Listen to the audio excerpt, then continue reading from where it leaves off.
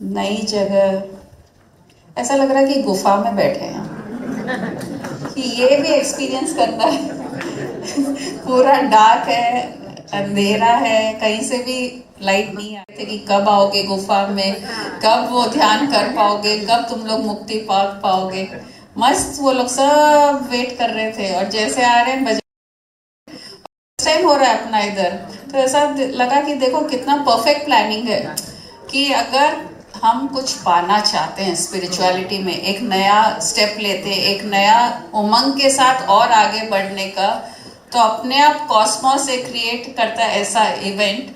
उन लोग का कल्चरल प्रोग्राम होगा, लेकिन हमको तो लगा कि हाँ हम सही जगह आए, जो नगाड़े जो बाजे हम बज रहे। और मैं वो बुक शेल्फ का वो मेरे को लगे बुक्स है, फिर ध्यान से देखी तो जो फर्स्ट एंट्रेंस में खाली एक वॉलपेपर है, लेकिन जो फील दिया कि इतने बुक्स है यहाँ पे, तो वैसे ही ये दुनिया एक इल्यूजन है। हमको दिख रहे हैं कि इतना सारा है, तो ये गुफा में आके हम जो पर्दे हैं ना माया के वो हटाएंगे, और उसमें जो ज्ञान, क्योंकि ज्ञान तो हर जगह है, ऐसा कोई चीज नहीं है जहाँ ज्ञान नहीं है। तो ज्ञान होगा जब हम वो इल्यूजन को हटाएंगे। और बहुत सुंदर लग रहा है इल्यूजन, ऐसा लग रहा है वाह कितना अच्छा लग रहा है। तो माया की दुनिया भी बहुत अच्छी है, उसको जो नगाड़े बजाए, जो हमको सब ग्रीट कर रहे हैं, और जो एक नया जगह का फील है। और ऐसा लग रहा है बहुत, अरे इतना सही जगह में इतने लोग आ गए। तो छोटी जगह में ज्यादा लोग आ सकते हैं, बड़ी जगह में सब दूर दूर हो जाते हैं, तो माइंड कॉन्सेंट्रेट नहीं कर पाता है। तो गुरुजी चाह रहे थे कि आज का जो ज्ञान है बहुत ध्यान से सुनना है, एक अलग मोड का ज्ञान है ये, और उसके लिए ये जगह परफेक्ट है। दान, दान सबको करना चाहिए। ये एक टर्म ऐसा है कि दान तो करना है, लेकिन कितना करना, कब करना, कैसे करना, सबके माइंड में एक द्वंद चलता है कि दान तो करना है। ये तो रूल है कि जिसके पास कुछ हो गया तो दान करता है, और जिसके पास नहीं है, भूखा कोई आ जाता है तो खाना देता है, कोई कपड़े देते हैं, कोई कुछ ना कुछ दान करने का सोचता है अगर कोई सामने से मांगता है। तो वशिष्ठ जी भी स्त्री दान का मंत्र पढ़े और सीता उनकी हो गई। पूरे सभा में ये हो रहा था। तब सीता जी जब उनकी हो गई तो वशिष्ठ जी ने कहा आओ बैठो, पीछे मेरे बैठो। तो सीता भी दिल मिला गई कि ये क्या हो रहा है, राम जी मुझे दान कर रहे हैं, वशिष्ठ जी मुझे अपना लिए, स्त्री दान भी हो गया और मैं तो अब इनकी हो गई। तो वो भी तिल मिला के बैठ गई। तब वशिष्ठ जी कहते हैं मुझे न सीता चाहिए न कुछ, लेकिन राम मुझे तुम्हें कुछ समझाना था कि सोच समझ के दान करा करो। सीता तुम्हारी हुई, मैं वापस दे रहा हूं तुमको, और आठ आठ आठ बार का वजन सीता का सोने में मुझे दान में दे दो, तब वो अकाउंट बैलेंस हो सकता है। और मैं ये ज्ञान देना चाहता हूँ कि कभी भी राम याद रखना और मेरे वचन को भूलना मत, और उसको अमल करना बहुत ज़रूरी है, क्योंकि ये ज़िंदगी बिगाड़ सकती है और संवार सकती है तुम्हारी। तो ये थोड़े पॉइंट्स मेरे ध्यान में रख लो ताकि आगे की जो ज़िंदगी अच्छी रहेगी। वो कहते हैं तुम्हें जो चीज़ प्रिय है, चिंतामणि, कस्तूरमणि, पुष्पक विमान, कामधेनु गाय, सीता, और राज्य तुम्हारा और राज्य के लोग, इन्हें कभी दांव पे नहीं लगाना, न दान में देना। कभी ये मत कहना मैं इनका दान करूंगा। इसके अलावा कोई ब्राह्मण आ जाए तुम्हारे यहाँ और कुछ दक्षिणा मांगे, इसके अलावा तुमको जो देना है दे दो, लेकिन ये प्रिय चीज जो तुम्हारे लिए है, जो तुमको तकलीफ देगी मन में, अरे मैंने क्यों दान दे दिया, आज तो तुम सीता को दे दिए, लेकिन 4 दिन बाद 8 दिन के बाद तुम्हारे मन में आएगा मैंने क्यों किया ऐसा। तो इसलिए जब दान करो तो सोच समझ के करो, उतना ही करो जिससे तुमको तकलीफ न हो और तुम्हारा मन शांत रहे। और कभी भी जो हमें प्रिय हैं उनका दान मत करो। तो ये थी राम और वशिष्ठ की कहानी दान के ऊपर। और महाभारत में तो हमने देखा ही है युधिष्ठिर ने क्या किया, उसका नतीजा हम देख रहे हैं। उसने दान में सबको दांव पे लगाया, अपने भाइयों को, जो उसके पास था, अपनी पत्नी को भी। तो उसका नतीजा क्या हुआ? गलती हुआ। तो दान करना हमको सोच समझ के करना है ताकि हम शांत रह सके, हमारा मन शांत रह सके। हमको ये नहीं है कि हमको सब कुछ देना है, भावना में आके जो मेरे पास है सब ले लो, वैसा नहीं होना है। सोच समझ के ही दान करना है। और कर्ण भी बहुत बड़ा दानवीर था। कर्ण से भी दान मांगा गया क्योंकि वो सबको मालूम था कि ये दानवीर है। और जब महाभारत युद्ध शुरू होने वाला था, पांडवों को मालूम था कि अगर अर्जुन को कोई हरा सकता है तो सिर्फ कर्ण ही है। तो कर्ण का जो प्रोटेक्शन था, उसका कवच और उसके कुंडल, जब तक वो उसके पास रहेंगे अर्जुन उसको छू भी नहीं सकता और वो अर्जुन को मार सकता है। तो युधिष्ठिर बहुत चिंतित था, कैसे करें, कर्ण को कैसे हराएंगे, उसके पास तो ये कवच है, ये कुंडल है, इसको बचाना, अर्जुन को बचाना युद्ध में मुश्किल हो जाएगा। तो इंद्र आते हैं और युधिष्ठिर से कहते हैं, मैं एक चाल चलने वाला हूँ, मैं एक ऐसा चाल चलूंगा कि कर्ण दोनों मुझे दे देंगे, तब अपन कर्ण को मार सकेंगे और अर्जुन बच जाएगा। और इंद्र चले जाते हैं। उसी दिन रात को कर्ण के सपने में एक ब्राह्मण के रूप में, तेजस्वी ब्राह्मण के रूप में कोई आते हैं और कहते हैं, देखो कर्ण, उसका नाम क्या था, बचपन का नाम था वसुसेन। वसुसेन, देखो तुम्हारे साथ कोई छल करने वाला है, इंद्र छल करने वाला है। इंद्र ही उसके सपने में आके कहता है, इंद्र ब्राह्मण के रूप में आके तुमसे छल करेगा, तुम्हारे से कवच मांगेगा, कुंडल मांगेगा, मैं तुम्हारा पिता हूँ, उसे मत देना। तो कर्ण स्वप्ने में कहते हैं, मैं एक ब्राह्मण को ना कर सकूं, ये तो हो ही नहीं सकता।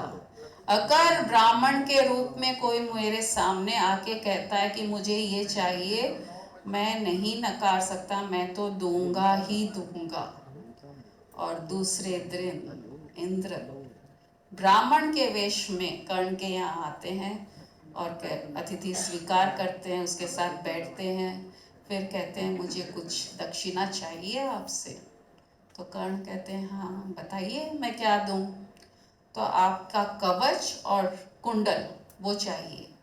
और ये ऐसा कवच और कुंडल था कि उसके चमड़ी से ही लगा हुआ था, क्योंकि वो बचपन जैसा पैदा हुए उसके साथ ही पैदा हुए, तो वो कवच भी बड़ा होता गया और चमड़ी और वो एक ही था कवच, और कुंडल भी उनके चमड़ी से ही लगे हुए थे कान में। तो क्योंकि ब्राह्मण मांग रहा है, कर्ण को सपने में भी कौशन किया गया था, लेकिन उन्होंने नहीं सुना, क्योंकि उनका कर्तव्य या उनका मन ये मान लिया कि ब्राह्मण अगर कुछ मांगा तो मुझे उसका दान तो करना ही करना है। तो तलवार लेके अपनी चमड़ी को खींच के निकाल के दी, कवच और कुंडल भी पूरे लहू लुहान हो गए, कवच भी लहू लुहान, कुंडल भी लहू लुहान, लेकिन दान कर दी उस ब्राह्मण को। तब वो ब्राह्मण इंद्र के रूप में जो थे, वो कहा, तुमने मुझे ये दान तो कर दिया, तुम्हारा शरीर सुंदर ही रहेगा, ये जो हो गया ये हो गया, लेकिन तुम अच्छे ही दिखोगे। और क्योंकि तुम इतना बड़ा दान कर रहे हो, तो मैं मेरी शक्तियाँ तुम्हें देता हूँ। क्योंकि वो इंद्र थे तो खाली हाथ नहीं जा सकते थे, वरदान देना था उनको। तो मैं मेरी शक्तियाँ तुम्हें देता हूँ। तो यहाँ दान कर्ण ने किया और उसको दिख रहा है कि मेरी जान जा सकती है और जाएगी, क्योंकि ये मेरे प्रोटेक्शन है, बचपन से मुझे मिले हुए हैं। और इसके कारण मेरी जान जाएगी, लेकिन नहीं, मुझे दान तो करना ही है। इतना बड़ा दानवीर कर्ण कहलाना है। ब्राह्मण मांगा है तो देना है। तो दान ऐसा भी मत कीजिए कर्ण के जैसे कि हम हमारा जीवन ही गंवा दें उसके पीछे।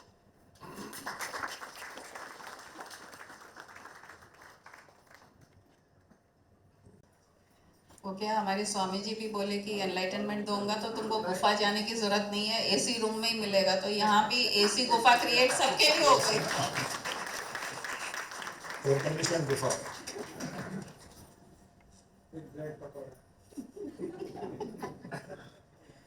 बूंदी लड्डू और चिप्स भूल गए।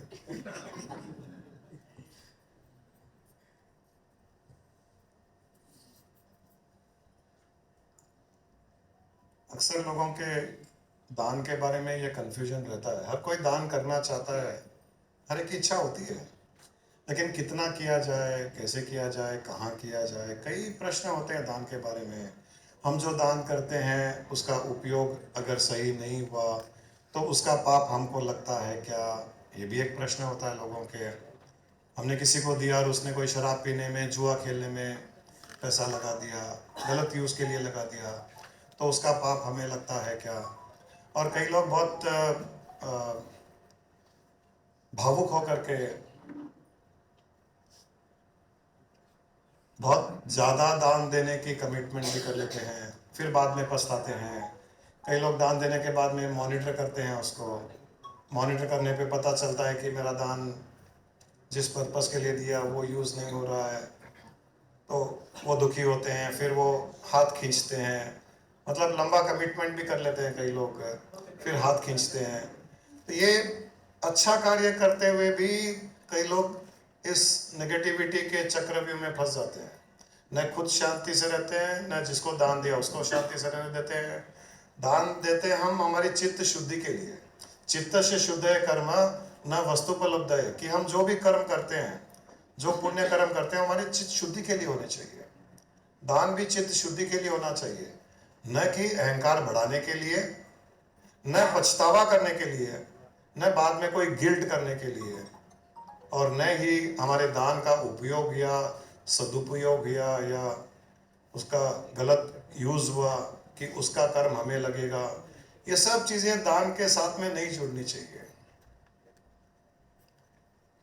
हमने कहा भी है पहले एक बार कि when you are too happy, जब हम बहुत खुश होते हैं, when you are too happy don't make long term commitments.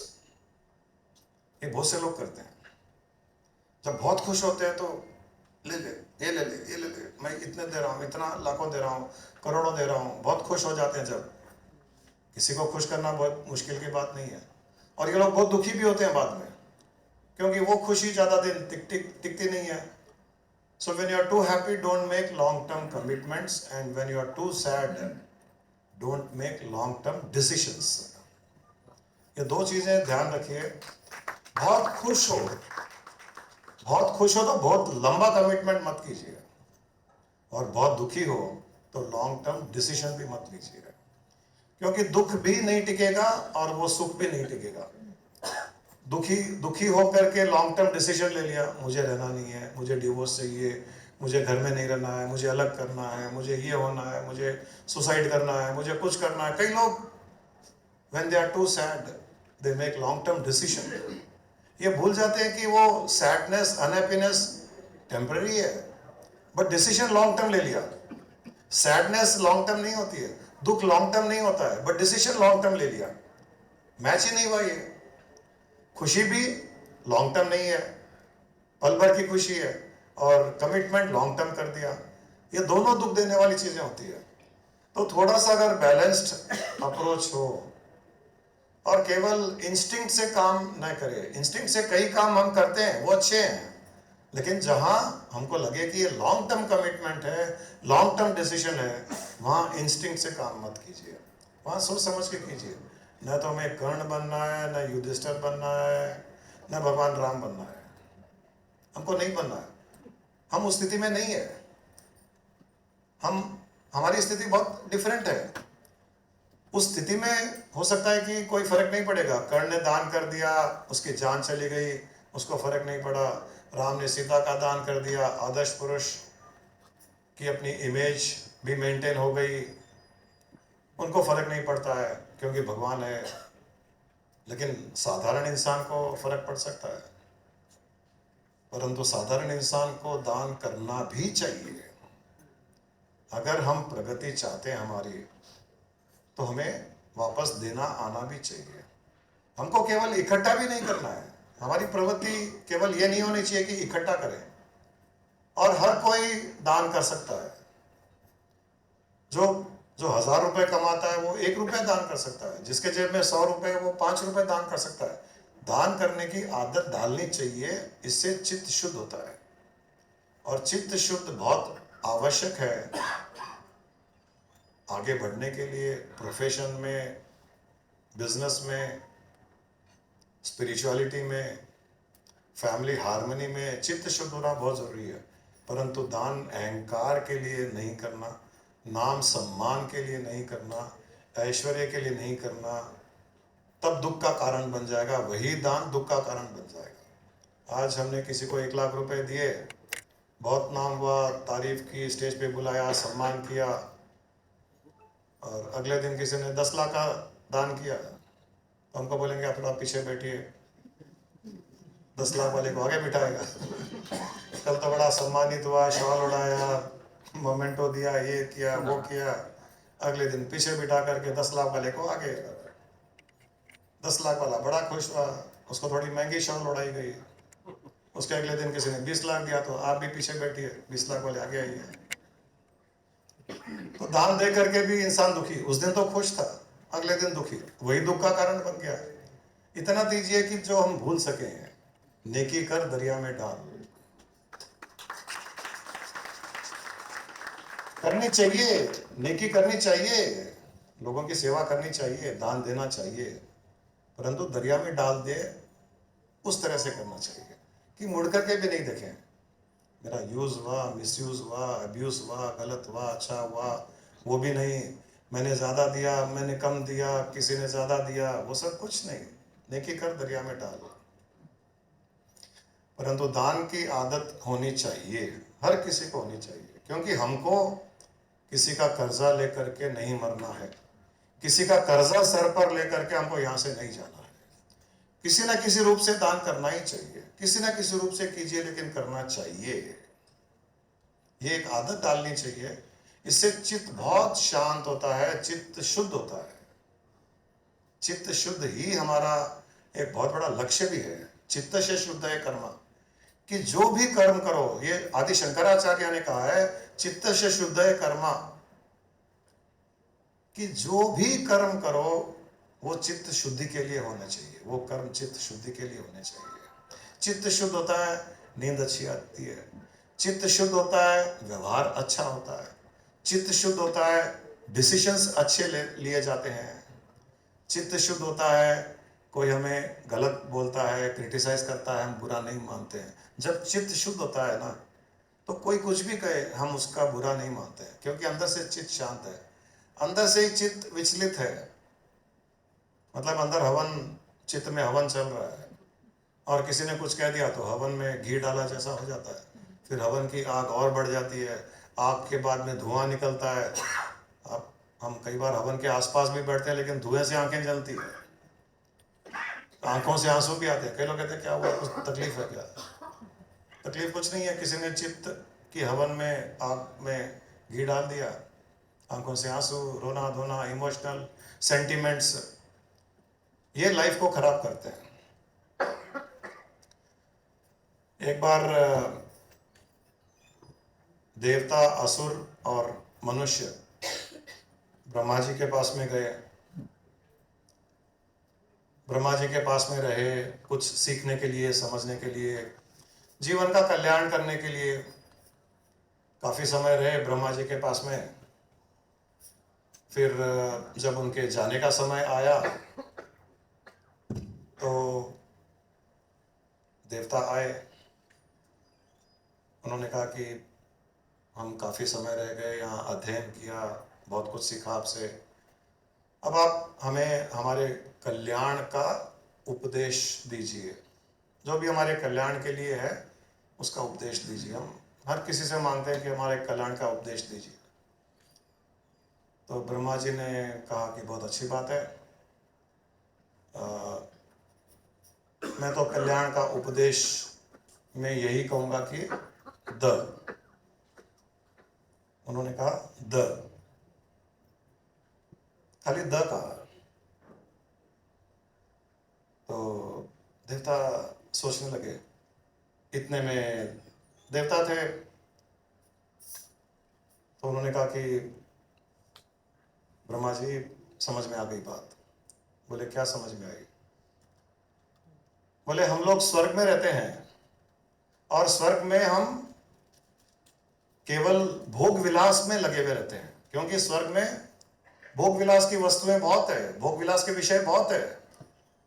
हम 24 घंटे भोग विलास में लगे हुए रहते हैं और उस भोग विलास के कारण हमारी गिरावट होती है। हमारी गिरावट भोग विलास से होती है, क्योंकि हम हमारा कल्याण नहीं करते, हम आगे बढ़ने की कोशिश नहीं करते हैं। वहां इतनी विषयों की, इतनी वस्तुओं की उपलब्धि है। भोग विलास का अर्थ है इंडल्जेंस। हम हमारे सेंसेस को इतने इंडल्ज कर देते हैं हर विषय में, हर वस्तु में। वहां सब कुछ है, वहां सब कुछ है। इसीलिए स्वर्ग मिला है, क्योंकि नीचे थे तब दान किया तो ऊपर स्वर्ग आया, स्वर्ग मिला। स्वर्ग में भोग विलास की वस्तुएं मिली। स्वर्ग तो अच्छे के लिए मिला कि यहां से और आगे जाओ, लेकिन हम लोग भोग विलास में इतने हम उलझ जाते हैं कि हमें आगे बढ़ने का मौका नहीं मिलता है। तो आपने जो कहा, उसका अर्थ हमको समझ में आ गया कि अपनी इंद्रियों का दमन करो। जब भोग विलास इंद्रियां करती है तो इंद्रियों का दमन करो, इंद्रियों को रोको। तो आपने जो कहा, उसका अर्थ है दमन, इंद्रियों का दमन। समझ में आ गया? आपने यही कहा ना? ब्रह्मा जी बोले हाँ यही कहा। बोले ठीक है, चले गए। उसके बाद में असुर आए। असुर ने भी वही कहा कि हम यहाँ कुछ दिन रहे, बहुत कुछ सीखा, हमारे कल्याण का उपदेश दीजिए। ब्रह्मा जी ने कहा असुर सोच में पड़ गए, कहा कि समझ में आ गई बात। बोले क्या समझ में आई?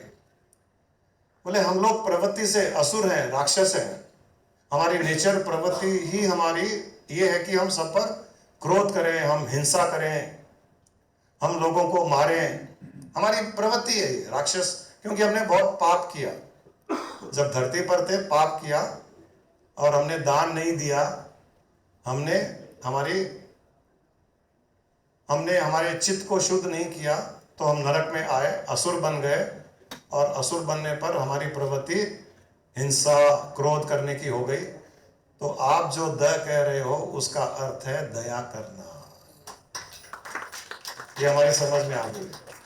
देखिए, शब्द वही था, देवता के लिए भी था, असुर के लिए भी था। जिसकी जो कमजोरी थी, उसको उसी से ही उसको लगा कि इसका जो का अर्थ है वो मेरी कमजोरी हटाने के लिए है। तो देवताओं की कमजोरी थी भोग विलास, इंद्रियों के द्वारा भोग विलास। तो उन्होंने का अर्थ दमन लगाया कि भोग विलास, अपने इंद्रियों का दमन करो, भोग विलास कम करो। असुरों ने उस का अर्थ लगाया कि दया करो, तुम बहुत गुस्सा करते हो, क्रोध करते हो, हिंसा करते हो, दया करो, जीवों पर दया करो, तभी हमारा कल्याण होगा। ये समझ में आ गई बात है। तो बोले हम जाएं? बोले हाँ जाओ, समझ में आ गई बात, दया करो। चले गए। अब मनुष्य आए। मनुष्य ने भी कहा कि हमारे कल्याण का उपदेश दीजिए। ब्रह्मा जी ने कहा मनुष्य ने सोचा कि का अर्थ क्या है, फिर स्ट्राइक किया। बोले ब्रह्मा जी समझ में आ गया। मनुष्यों की प्रवृत्ति होती है संग्रह करना, इकट्ठा करना, पॉसेसिवनेस, ज्यादा से ज्यादा इकट्ठा करना, ये मनुष्यों की प्रवृत्ति होती है। तो बोले हम समझ गए, हमारी जो प्रवृत्ति है इकट्ठा करने की, संग्रह करने की, तो आप कह रहे हो कि केवल संग्रह नहीं, दान भी करो। तो दान का अर्थ है द का अर्थ है दान। मनुष्यों को समझ में आ गया कि हमारा कल्याण दान करने में ही है, संग्रह करने में नहीं है। संग्रह उतना करना पड़ता है जितने से जीवन चल जाए, परिवार चल जाए, भविष्य में कोई बीमारी आए, इतना संग्रह आवश्यक है। बट उससे ज्यादा संग्रह है फिर हमारी गिरावट का कारण बनता है, हमारे अहंकार को बढ़ाता है, हमारी हिंसात्मक प्रवृत्ति को बढ़ाता है।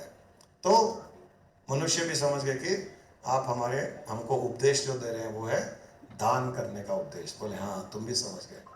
वो तीनों चले गए। अब यहां पर बात ये आती है कि हमारे भीतर देव भी है, हमारे भीतर असुर भी है, हमारे भीतर मनुष्य भी है। हम ही हैं तीनों, हम ही तीनों है। हम देव भी है, हम असुर भी है, हम मनुष्य भी है। अलग अलग परिस्थिति में, अलग अलग समय में, अलग अलग सर्कमस्टेंसेस में, अलग अलग इंसान के साथ में हम कभी देवता बनते हैं, कभी असुर बनते हैं और कभी मनुष्य बन के रहते हैं। जब बहुत गुस्सा आता है, किसी को मारने की इच्छा करती है, समझ लीजिए आपके भीतर का असुर जाग गया। क्योंकि वो असुर प्रवृत्ति है, वो न देवता प्रवृत्ति है और न मनुष्य प्रवृत्ति है। मनुष्य विवेक बुद्धि का उपयोग करता है। जब विवेक बुद्धि काम करती है तो मनुष्य हो। लेकिन जब हिंसात्मक प्रवृत्ति, हिंसा जाग जाती है, गुस्सा आता है, इरिटेशन होता है, किसी न किसी बात को लेकर के इरिटेट होते हैं, गुस्सा आता है, ब्लेम करते हैं किसी को किसी भी चीज के लिए, तब हमारे भीतर असुर जाग गया। और जब असुर जाग जाता है तब ब्रह्मा जी का उपदेश याद करना है कि दया करो, गुस्सा मत करो, हिंसा मत करो, इस पर क्रोध मत करो, इस जीव पर दया करो, इस जीव पर दया करो। ब्रह्मा जी कह रहे हैं दया करो। जब जब असुर जागे, जब जब भीतर की असुर प्रवृत्ति जागे, तब ब्रह्मा जी का यह उपदेश ध्यान में आना चाहिए कि नहीं, हिंसा नहीं, गुस्सा नहीं, इरिटेशन नहीं, ब्लेम नहीं, दया करना है, सामने वाले पर दया करना है। और जब बहुत इंद्रियां उनके विषयों में, भोग विलास में लगी रहती है, सिगरेट पी रहा है, कोई पार्टिंग कर रहा है, ड्रिंक कर रहा है, कोई कुछ कर रहा है, कोई नाच रहा है, उसको खाने की इच्छा हो रही है, ये कर लूं, वो कर लूं, दिखावा करूं, अच्छे अच्छे गहने पहनूं, अच्छे अच्छे ड्रेसेस पहनूं, ये भी इंद्रियों के ही विषयों में, भोग विलास में आते हैं।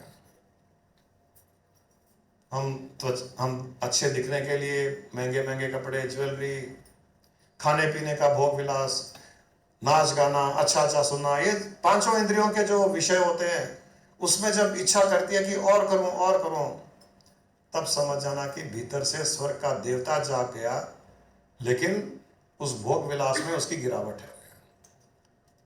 देवता जागा है लेकिन भोग विलास के लिए जागा है। उस समय स्वर्ग का आनंद आता है जब पार्टी में कोई शराब पीता है, जब सिगरेट पिया जाता है, जब गुटखा खाया जाता है, जब जर्दा खाया जाता है, आनंद आता है। आपको आनंद आता है उस समय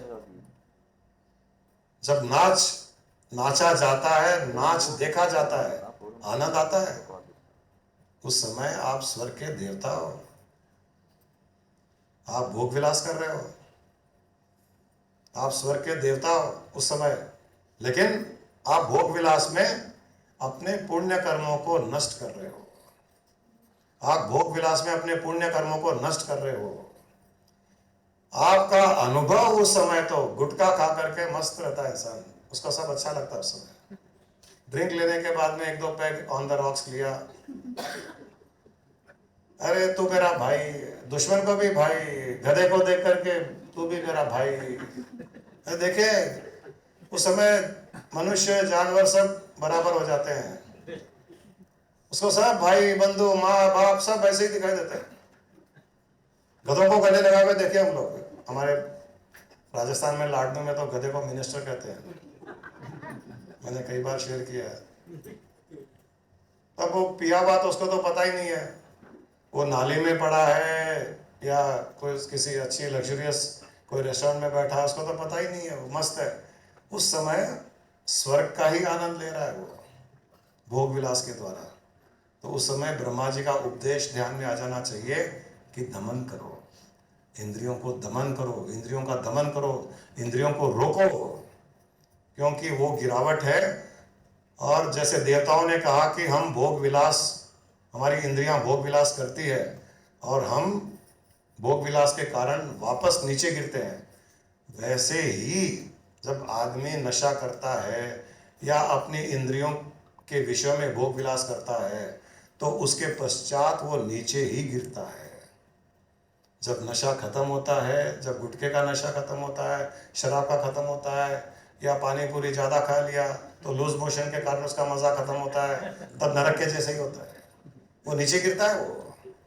वही अगर हम बीच में दमन कर देते इंद्रियों का अगर दमन करते, रोक देते, तब हम नीचे नहीं गिरते। और मनुष्य जब उसकी इच्छा करे कि केवल मैं संग्रह करूं, इकट्ठा करूं, और ले लूं और ले लूं और कमा लूं और तिजोरियां भर लूं और प्रॉपर्टीज ले लूं, लेकिन किसी को दूं नहीं वापस, शेयर नहीं करूं, सोसाइटी को वापस नहीं दूं, गरीबों की सहायता नहीं करूं, भूखे को खाना नहीं खिलाऊं, जब उसके मन में ये आता है कि केवल मैं अपने लिए संग्रह करूं, अपने लिए इकट्ठा करूं, तब ब्रह्मा जी का उपदेश याद कर लेना चाहिए कि नहीं, दान करो, दान करो।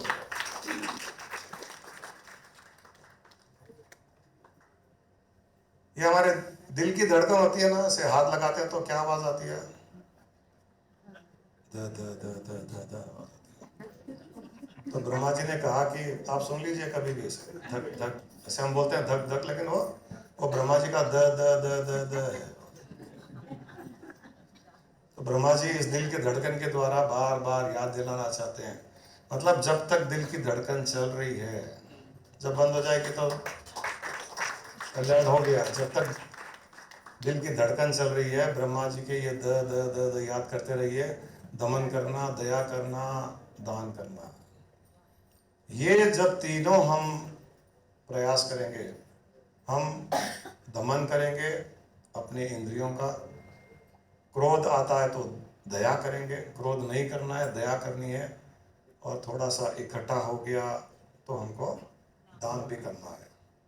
ये तीनों जब कोई करेगा तो वो मनुष्य योनि से वो ईश्वर की ओर बढ़ता जाएगा, उसका एनलाइटनमेंट का रास्ता खुल जाएगा, चित्त शुद्ध रहेगा, चित्त शांत रहेगा, उसका जीवन बहुत सुखमय हो जाएगा। हम सुख को केवल पैसे वाला हो जाना, सुख को इंद्रियों के विषयों में लगने को सुख, हम केवल एक लग्जरी, बड़ी गाड़ी, बड़ा बंगला, बड़ा नाम शोहरत, उसको सुख, हम सुख को जानते भी नहीं है अभी तक। सुख होता क्या है अक्सर हम नहीं जानते कि सुख क्या होता है। सुख दूसरों को सुखी करने में होता है। इतना सुख किसी चीज में नहीं होता है जितना दूसरे को सुख देने में होता है। सबसे बड़ा सुख दूसरे को सुख देने में सुख होता है। सुख लेने में कभी भी सुख नहीं होता है, वो क्षण भंगुर होता है। वो हम सोचते हैं कि सुख मिल रहा है क्योंकि ये सुख दे रहा है। हम कहीं जाते हैं, कोई पूछता है, सम्मान करता है, कुछ चाय पिलाता है, नाश्ता कराता है, तारीफ करता है, वो क्षण भंगुर का सुख है। लेकिन जो देने में सुख है, हम सोच रहे हैं कि हम सुख लेकर के सुखी हो रहे हैं, लेकिन ये गलत धारणा है। जो हमारा सम्मान कर रहा है, जो हमें चाय पिला रहा है, जो हमें खाना खिला रहा है, वो हमसे 10 गुना ज्यादा सुख का अनुभव कर रहा है। आप भाई साहब थोड़ा साइड में आ जाइए, मेरे ख्याल से आपको, आप 3rd रो पे जो बैठे हैं, आप थोड़ा अनकंफर्टेबल है तो आगे आ जाइए या पीछे। What doesn't belong to us, we cannot stop. And what has to come to us, nobody can stop. कोई नहीं रोक पाएगा, सृष्टि की कोई भी शक्ति नहीं रोक पाएगी जो हमारे पास आने की है। और हमसे जो दूर जाने वाली है उसको आप कुछ भी कर लो, तिजोरी में बंद कर लो, उसको सांप बिठा दो उसके ऊपर, तिजोरी के ऊपर लॉकर लगा दो, सब कर दो। बैंक्स में तो इतने बड़ी सिक्योरिटी होती है, फिर भी चोर तो अपना रास्ता निकाल लेता है, कोई ना कोई तरीके से निकाल लेता है।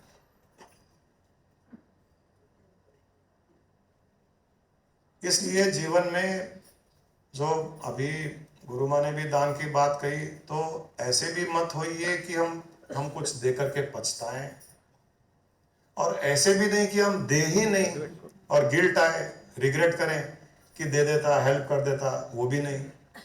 और बहुत खुश है जब कभी भी लॉन्ग टर्म कमिटमेंट मत कीजिए, बहुत दुखी हो जब लॉन्ग टर्म डिसीजन मत लीजिए। ये बहुत इंपॉर्टेंट है लाइफ के लिए।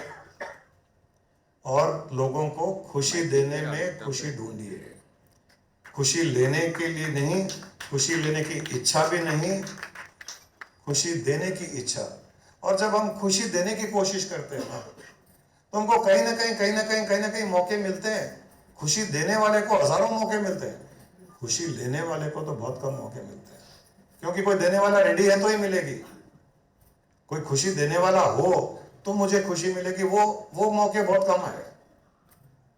और खुशी देने के मौके हजार है।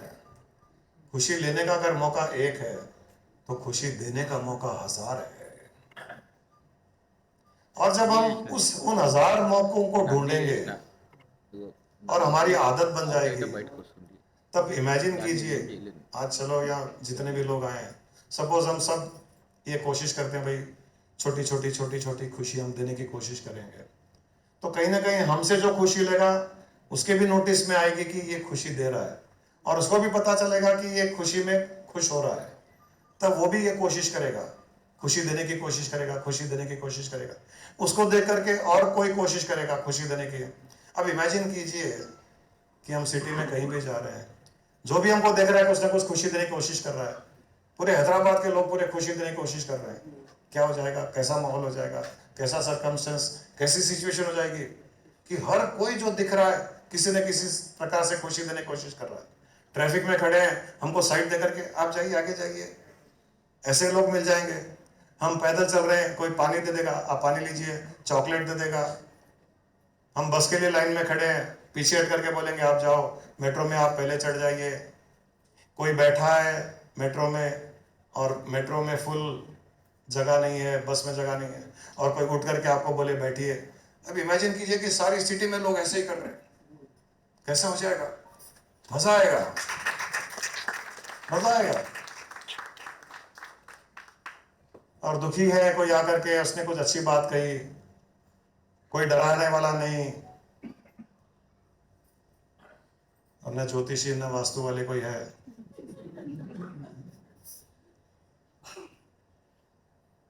ये माहौल जब हम इस प्रकार से हमारा व्यवहार में बदलाव लाएंगे तो ये इन्फेक्शियस हो जाएगा, ये इन्फेक्शियस हो जाएगा, ये कोविड के जैसे इन्फेक्शियस हो जाएगा। ऐसा नहीं है कि खाली नेगेटिविटी या बीमारी इन्फेक्शियस होती है, स्माइल भी इन्फेक्शियस है, अच्छी अच्छी बातें, खुशी, ये इन्फेक्शियस होती है। ये तो हमको इस प्रकार का इन्फेक्शन हमको आगे से आगे क्रिएट करना है, एक वर्चुअस साइकिल बनाना है हमको। बचपन में बताया गया यही धाम सत्य है। जब बचपन में हमको बताया जाता कि देख ये संसार ही सत्य है, यही सत्य है, बचपन में सिखाया गया यही धाम सत्य है। जवानी में बताया गया अर्थ काम सत्य है। अर्थ मतलब टका, पैसा, और काम, कामनाएं, इच्छाएं, यही सत्य है। डिजायर्स फुलफिलमेंट, ये सत्य है। बचपन में बताया गया यही धाम सत्य है, जवानी में बताया गया अर्थ काम सत्य है।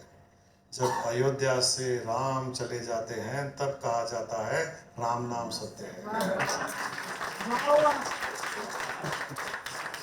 बहुत खुशकिस्मत है कि अयोध्या नगरी से राम जाने के पहले ही बताया जा रहा है राम नाम सत्य है। राम नाम सत्य का अर्थ है अपनी आत्मा ही सत्य है, अपनी चेतना ही सत्य है और कुछ सत्य नहीं है। परफेक्ट भजन था, एकदम बहुत अच्छा भजन।